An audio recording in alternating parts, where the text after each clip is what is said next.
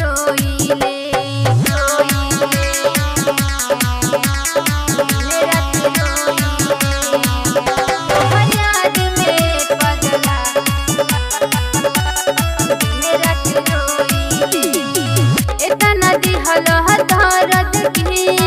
सहना सह कहतानी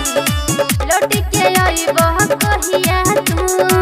रहिया ताह कहतानी तोहरा बिना बाटे मोर जिंदगी बेकार छोड़ी गइल काहे तू बचपन के प्यार तोड़ देला सजल सपना केहू बाटे न मोर अपना अखिया के कजरा के हम रोज रोज धोइले याद में पगला दिन रात रोइले तोहर याद में पगला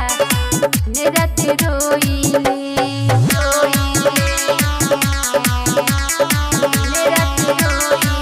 तोहर याद में पगला दिन रात रोइले कुछ तबा मजबूरी जानो यही से बहादुरी हो हमहू खुशी से पहनी ले हम दूसरा नाम में चूड़ी हो वचन दिल में बाटे मोर ताजा जखम अंसू तोहरा बिना अब हम ना जियम हमसे छोड़ा के अपन हाथ कोई देला संग मोर घात ककते बीते रतिया में तनिको न सोइले याद में पगला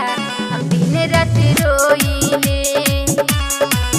तोहर याद में पगला दिन रात रोइले। Saanvi recording studio